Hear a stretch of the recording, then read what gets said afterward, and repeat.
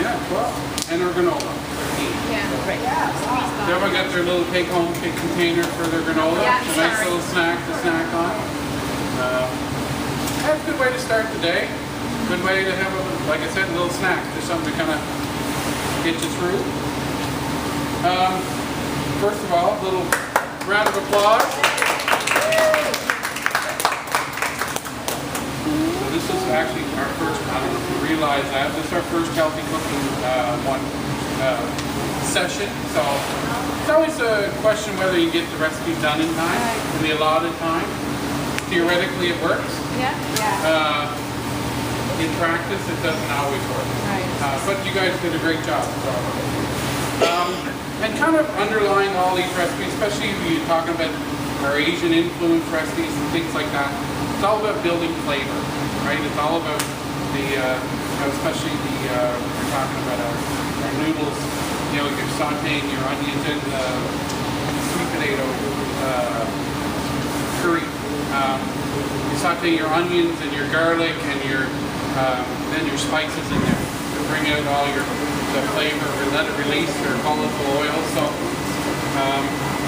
when we're trying to cut down on fat and sugar and all those things, we have to make up the flavor somehow. And we have all the, our herbs do that.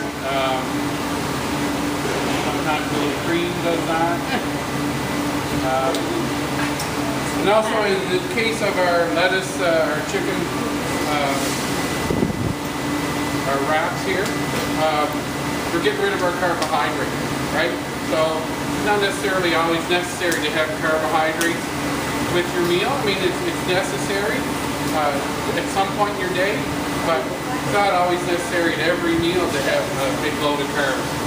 I find myself personally, and it's just my own health eating, as you can see, I'm not the most svelte guy, right? But I tend not to eat a whole lot of carbs at night, like for supper time, and would have more of my carbohydrate in the morning and kind of that old farmer style where you have that bigger meal during the, at lunchtime.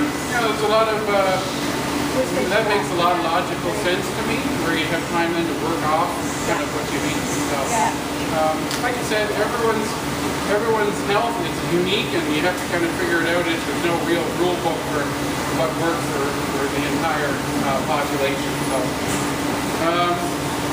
starting off here, we have our miso soup, our kombu miso soup. And as the girls found out, our kombu, that kelp or the seaweed that we use to kind of make the broth, it has a nice, we tasted it before we added all the other ingredients, and it has a nice kind of roundness to it. Really brings out a real brothy, Japanese call it umami. It's kind of a round, meaty, it's what kind of makes steak taste good, that umami. So that's what kind of gives it some body. We have our squash gnocchi here. We had some technical difficulties. You'll find with squash and using sweet potatoes, even potatoes, depending on the season, we've had a lot of rain. You're going to find you may need to add a little more flour. Don't get discouraged, oh, it didn't work. It all depends on the vegetable. It all depends on the season. For the most part, the recipe will work on average, but sometimes there's some little hiccups here. We have our scallops of ish, so it's cooked in lime juice, right? That's our method of cooking. Our quinoa salad, chickpeas and some black beans there, some extra protein. We have our cabbage slaw, the Napa cabbage, traditionally a Chinese vegetable.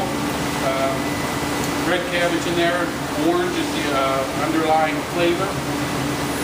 We have our root vegetable pave. So we got turnip celery root, which is just as it is. Remember the celery family? It's round, fairly knobby. Sometimes difficult to get in the stores. It's kind of a seasonal thing. It's very popular in France and Europe.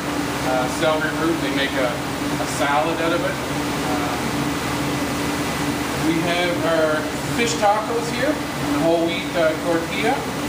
So, as I say to the ladies when they're making it, nice way to get, Health Canada or the Canada Food Guide says we should eat fish 2 times a week.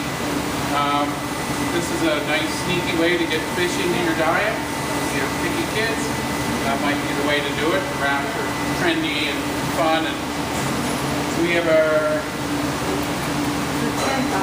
tempeh with the udon noodles, kind of a black bean stir fry. Basically, some black sesame seeds with some tofu, spelt noodles. Turkey bolognese, very simple.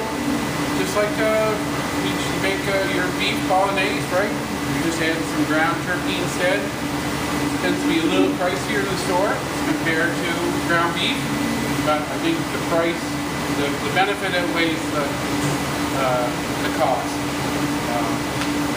Lots of local turkey suppliers have nice ground turkey as well. With sweet potato curry, with some basmati rice here. Great side dish. If you're having an Indian meal, this is a nice way. You ladies, sweet potatoes are excellent for your reproductive system. Keep that in mind. Us guys too, it helps. Keep that in mind too. We have our stuffed leg of lamb here. There's some olives, so a lot of Mediterranean flavors.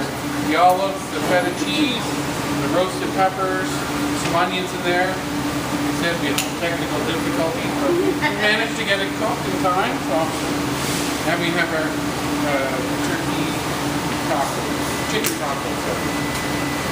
Is that it? Excellent. Okay. So do you want a good picture?